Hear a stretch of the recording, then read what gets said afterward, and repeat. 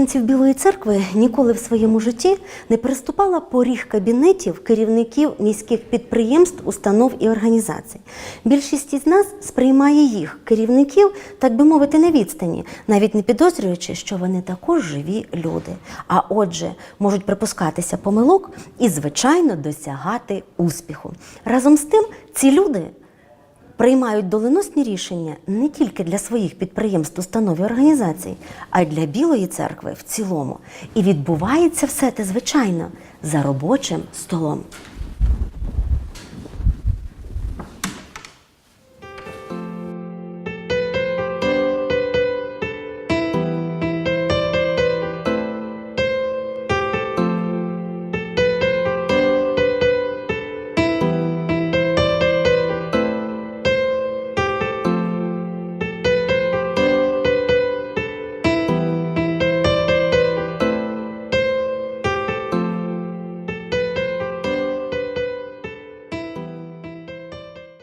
За цим робочим столом працює мужчина, який достеменно знає назви усіх найдрібніших деталей і фурнітури, бо ж йому доводиться керувати водночас і творчістю, і виробництвом. Саме на цей робочий стіл частенько лягають ескізи авторських або дизайнерських проєктів, які згодом втілюються в життя, а потім радують око вибагливого українського покупця. Саме за цим робочим столом працює молодий мужчина, який у свій час не побоявся створити власне меблеве виробництво та в самій меблевій столиці України – в Білій церкві. Годі здогадок. Так, це робочий стіл власника білоцерківської меблевої фабрики «Віп-майстер» Владислава Володимировича Храпака.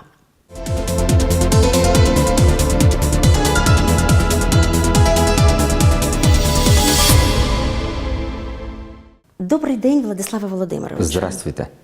Не хочеться навіть на сам початку порушувати традиції, які вже склалися у нашому проєкті «За робочим столом». Я маю на увазі от на самому початку слова подяки. І я, не стримуючись, хочу сказати вам їх відразу. По-перше, дякуємо, що ви зголосилися на сьогоднішню розмову. Я сподіваюся, вона буде щирою і відвертою.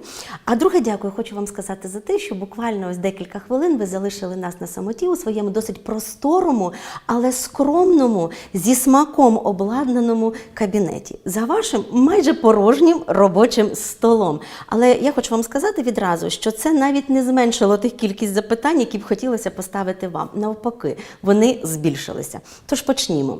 У соцмережах я наткнулася ось на таке рекламне речення.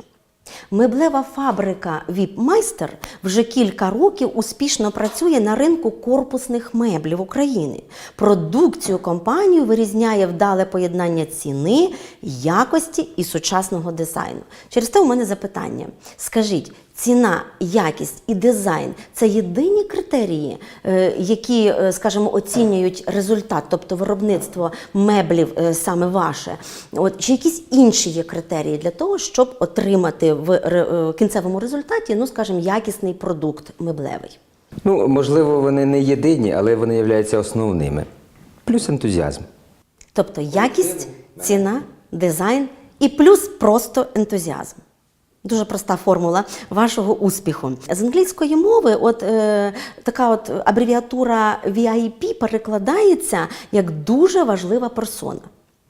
Літературний переклад ця абревіатура має наступний – «вельми іменита персона». І зазвичай у цю абревіатуру VIP десь додають до слова «гості», до слова «клієнт» і так далі. А ви так сміливо додали VIP до слова «майстер». Скажіть, ви впевнені в тому, що у вас працюють саме майстри VIP рівня, і вони ніколи не підведуть щодо якості вашої продукції? Насправді ця назва з'явилася досить давно, ще коли я робив меблі на замовлення, і вони були, скажімо так, дорожчого сегменту. І ця назва, можливо, додавала і вартості, і певного шарму. Да, шарму. Ну, але потім ми почали серійно робити меблі. Ну, і до назви вже всі звикли, і вона перейшла. І, ну, мені здається, можливо, вона нас до чого спонукає бути такими, як ви кажете. Але сама абревіатура VIP вам, виявляється, дісталася у спадок. Ну, так. Да. Ну, вона Скажіть- моя, але ж придумана, скажімо, трошки в іншому ракурсі, але перейшла. І хоч відбулися якісь певні виробничі зміни, але назва все-таки залишилася сталою. Залишилася. Тоді стара. скажіть, будь ласка, от коли ви приймали рішення все-таки займатися виробництвом меблів, вас не лякало те, що ви приймаєте це рішення і будете займатися виробництвом меблів, скажімо, у місті, яке вважається, якщо не столицею Київщини, то столицею меблевою України? Не лякало? Навпаки, я начебто дивлячись на приклади інших людей, які задіяні в цьому бізнесі і їхнім успіхам, і спонукався зайнятися меблями. Які саме меблі ви виготовляєте? Це корпусні меблі, шафи купе, кухні, вітальні, але це меблі з ДСП, корпусні. Корпусні з ДСП. Тобто ті, хто розуміється на цьому, зараз нас зрозуміли. ДСП і МДФ. А якщо це будуть меблі з натурального дерева? Ні, поки що в плани таке не Тобто входить. замовити у вас меблі з натурального дерева, так, поки що не можна. Тільки те, що, власне, налагоджено на виробництві. Серійна продукція. І серед них, я так розумію, таке чільне і досить популярне місце все-таки займають шафи купе. Ми з них починали. Можливо, зараз це більше кухні, але це один із основних наших А тобто напрямків. продаєте більше кухонь, але все одно основна продукція – це шафи купе. Скажіть, як у вас народилася ідея створити от першу шафу купе? Першу шафу купе в мене народилась ідея створити, коли я продавав продукти питання. А розкажіть про це дещо детальніше. Що значить до меблевої виробництва ви продавали продукти харчування? Я робив полички у свій магазин.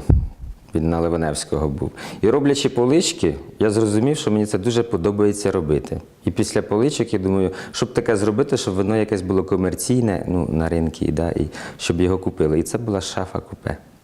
Тобто ось так спонтанно виникла ідея покинути магазин, його закрити і налагодити виробництво меблевої продукції. Так. Ідея Ви вважаєте себе спонтанна. бізнесменом? Вважаю.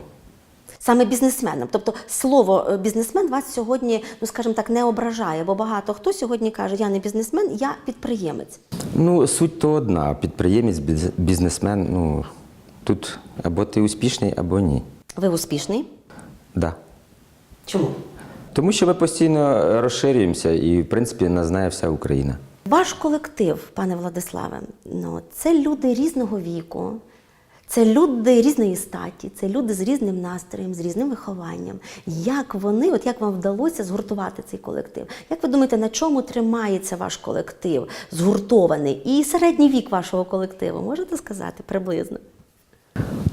Я думаю, що згуртувався він більш по професійним якостям, і чи молодий, чи старший, якщо людині це дано, то він з нами. Середній вік, я думаю, 35. Супер. Тобто у вас практично потужний, молодий, перспективний колектив. Так.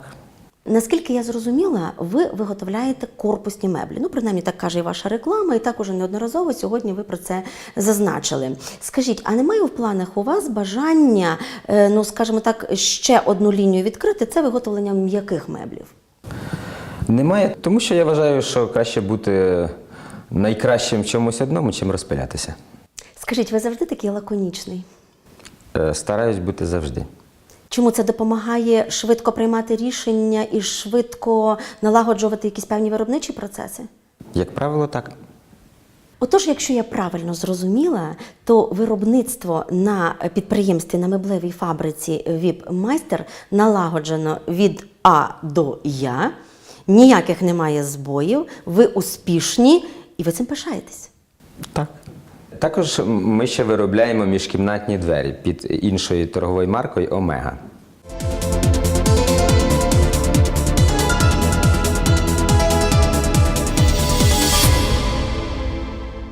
А ми продовжуємо і сьогодні працюємо за робочим столом власника білоцерківської меблевої фабрики «Віп-майстер» Владислава Храпака. Пане Владиславе, другий блок нашої програми передбачає, скажімо так, постановку дещо іншого гатунку питань, ніж виробничих. Це особистісні питання. Готові відповідати на них щиро? Так. Скажіть, ви народилися в Білій Церкві? Ні, я народився в Рокитнянському районі, село Телешівка, але ще будучи немовлям, батьки переїхали до міста. Скажіть, я знаю, що у вас ви виховуєте 3 дітей. От якими ви їх бачите? через от декілька років або навіть тоді, коли вони стануть дорослими? Я виховую їх порядними і чесними, а бачу їх щасливими. Дуже просто. Залишилось тільки що реалізувати порядність, чесність і обов'язково бачити своїх дітей щасливими. Добре, у вас 2 сини. Хтось із них, уже ви зараз відчуваєте, продовжить вашу справу? Я про це не думаю зараз. Ну, а все-таки плануєте? Планую. Ну, ви б погодилися, якби хтось із них, з синів, підійшов і сказав: тато, я хочу продовжити твою справу. Звісно. І я думаю, що ви цього чекаєте, як би там не було. Чекаю. Чекаєте. Скажіть, а ваші батьки пишаються вами? І якщо пишаються, то часто вони вам говорять про це? Ну, я думаю, будь-які батьки пишаються тим, що їхня дитина успішна. Ну, ми не часто про це говоримо. А що Владислав Храпак цінує якнайперше в людях? Порядність. А що це таке? Не знаю, чесність, відкритість. А як ви думаєте, ваш весь колектив, який сьогодні пліч-опліч, скажімо, робить спільну з вами справу, це люди всі порядні? Звичайно, біля мене працюють порядні люди. Гаразд, а чи доводилося вам звільняти людей? І що в цю секунду відчуваєте ви як керівник? Доводилось, але були на те об'єктивні причини і відчуття. Якщо справедливо, то відчуття теж справедливі. Тобто звільняли і тут же забували наступного дня про цю людину, якщо вона непорядна або порушує якісь правила, скажімо, внутрішнього розпорядку вашої роботи. Хвилин 10 і забув. Як по-людськи, то воно трошечки зачіпає, а потім забув, тому що життя не стоїть, треба йти далі і робити те, чим займаєтеся. Скажіть, якщо ми повернемося від вашого колективу все-таки до бізнесу, чи легко робити сьогодні бізнес в Україні? От ви, як бізнесмен з таким досить вагомим стажем роботи, можете сказати, легко і чому? І якщо не легко, також чому? Мені легко робити мій бізнес. Ну, я розумію, що в країні умови не найкращі для бізнесу, але мені легко. Знаєте, пане Владиславе, от я зараз почула вперше від вас, як від бізнесмена, що в Україні легко робити бізнес. Ви, мабуть, якийсь особливий бізнесмен. Скажіть, чому легко? Мені легко, бо це моя улюблена справа. А коли робиш Улюблену справу, то воно коли робиться вона з легкістю. з сродною працею, звичайно, це робити легше, приємно і, звичайно, це завжди робиш залюбки. Гаразд. Тоді мені здається, що ви відповідь дасте на це питання, звичайно, ні. Раз вам так легко робити бізнес в Україні, то, мабуть, немає таких навіть думок щось покинути тут, рідну батьківщину, і їхати кудись у Європу, де, здавалося б, на перший погляд, більш цивілізовані умови для ведення бізнесу, де, власне, працює закон один для всіх і однаково має відповідати кожен за порушення якихось певних правил. Не хочеться туди, в Європу. Навіть немає думок. Навіть немає думок, тому що легко робити бізнес тут. Ви дійсно якийсь унікальний бізнесмен, якому дійсно легко робити бізнес в Україні. Дякую. Дай Боже, щоб так і було надовго. Тоді, пане Владиславе, у мене до вас таке запитання. Я його, між іншим, ставлю у кожному кабінеті, де сидить керівник. Скажіть, Владислав Храпак – патріот? Так. Чому? Тому що я люблю Україну і вважаю, що про все те хороше, що ми говоримо, є в Європі, воно може бути в Україні і сьогодні, і завтра. І, мабуть, треба докласти дещо зусиль, правда? І не тільки одному Храпаку, а стати поряд ще багатьом, хто відчуває в собі потребу піднімати Україну, розвивати її.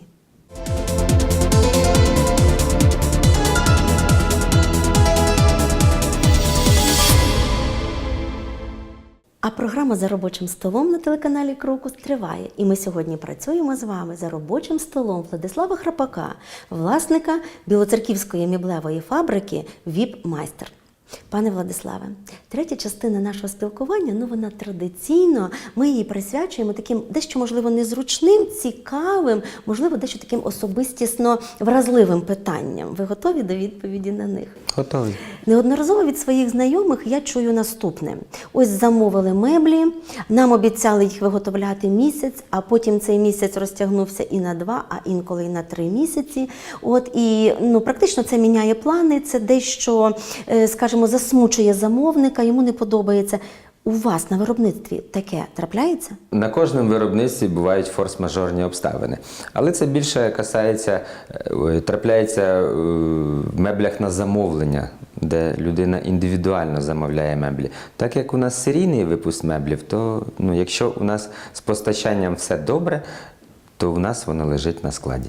Я зрозуміла. І таких, що от можна чекати 3 місяці, таких Ні, випадків у таких вас немає. практично немає, тому що все-таки це За 3 фабрика. місяці ми з Китаю привеземо щось. В тому то й справа, що коли тобі обіцяють за місяць, а виготовляються 3, то зрозуміло, що це неприємно. Але приємно, що у вас на виробництві такого немає. Тоді ще є таке екологічне питання. Все-таки, коли купуєш нові меблі, в них є такий стійкий, специфічний запах. Скажіть, це чому і чи шкідливий він для здоров'я людини? Я думаю, він не шкідливий, а так як нові меблі, всі речі, які ми придбаємо, вони пахнуть новими речами, і меблі тут не виняток. Так, от ви зараз говорите, я згадала книгу. Коли купуєш нову книгу, дійсно починаєш гортати сторінки, і там також є такий специфічний запах. То він шкідливий? Ні. Він не шкідливий. Просто треба дати час меблям освоїтися на іншій території. Саме так. Владиславе, прийшов час дещо поговорити нам з вами про ваш робочий стіл. Чесно вам скажу, тому що завжди саме о цій порі я проводжу відеообстеження, скажімо, робочого стола керівника того підприємства чи установи, до якої ми прийшли на гостину. Сьогоднішній ваш робочий стіл мене здивував. Здивував мінімалізмом, тим, що абсолютно нічого немає зайвого на цьому робочому столі. Він простий, але разом з тим за ним ви працюєте. Поки що я бачу, що на робочому столі у вас ось така підставка канцелярська, де в стаканчику є ручки. Звичайно, там є невеличкі аркушики, можливо, на яких ви робите помітки. І чомусь отакий ось глобус, макет землі. Хто це? Що це? Вам подарували це? Так, мені це подарували наші партнери DAS Center, і він мені дуже сподобався, і тепер він стоїть у мене на столі. Ви використовуєте в своїй роботі. Так, дуже просто. Скажіть, у вас немає ноутбука на столі? Чесно, я вам кажу, я вперше за таким робочим столом сучасного керівника, на якому немає ноутбука і навіть стаціонарного комп'ютера. Чому? Мені телефон заміняє всі функції цих приладів. Тобто все, що потрібно вам в Все, що комп'ютері, ви потрібно використовуєте? мені, що касається інтернету, знаходиться в телефоні. Все в телефоні, малесенький пристрій. Добре, але все одно блокнот лежить, я бачу. Блокнот лежить, звісно. Ви ним користуєтесь? Користуюся. Робите певні помітки, плануєте свій робочий день? Я записую там свої думки. Це правда. Мабуть, якісь плани нотуєте для того, щоб проводити виробничі наради, бо я так зрозуміла, що в цьому вашому такому робочому просторі, в якому ми зараз знаходимося, я так думаю, не даремно стоїть ось такий довгий стіл. Так? Мабуть, тут проходять ще якісь і наради. Так, звісно, наради проходять, зустрічі з партнерами. Тоді добре скажіть, а ось цей такий гостинний і дуже теплий жовтого кольору куточок, навіщо? Це меблі ми продавали таунхаус на Заріччі і залишилось це крісло, я його поставив тут. Як символ того, що колись це було на вашому виробництві, але поки що м'яких меблів все одно не будемо робити. Не будемо робити. Мабуть, дійсно, сучасному керівнику не потрібно нічого зайвого. І ось цей мінімалізм, він якраз навпаки не відволікає від основної роботи. Тому що інколи, коли стоїть ноутбук, хочеться зайвий раз зайти в мережу інтернет, там, у Фейсбуці побути і так далі, а це відволікає, забирає робочий час. Мабуть, доведеться з вами погодитися. І, мабуть, взяти на озброєння, що робочий стіл має бути чистим і практично вільним від зайвих і сторонніх речей. Владиславе Володимировичу, підходить наша бесіда з вами до логічного завершення. Я вам дуже дякую за те, що сьогодні ми з вами могли поспілкуватися. Я вам зичу, бо мені, чесно кажучи, приємно, що сьогодні в Білої церкви є такі молоді, завзяті бізнесмени, які не бояться назвати себе саме так – бізнесменом, розуміючи, що це і відповідальність перед тими людьми, яких ви взяли на роботу, бо ви їм сплачуєте заробітну плату, і вони отримують за це сім'ї, що це відповідальність перед власною сім'єю, тому що ваші діти беруть приклад з вас, як з людини, яка є успішним підприємцем. І, мабуть, це відповідальність перед і містом, і Україною. Бо ви неодноразово сьогодні сказали, що порядність і патріотизм – це одні із вирішальних рис не тільки вашої вдачі, а і тих людей, які приходять до вас на роботу. Я вам бажаю успіхів вам і вашому колективу. Бажаю нових меблів. Можливо, і ми скористаємося також не одним замовленням і спробуємо замовити у вас, наприклад, ту саму шафу-купе, для того, щоб оцінити, настільки майстерно і якісно ви сьогодні працюєте. Бо я в цьому впевнена. Звичайно, бажаємо успіхів. Нехай здійсняться ваші мрії і нехай реалізуються усі ваші плани. Дякую.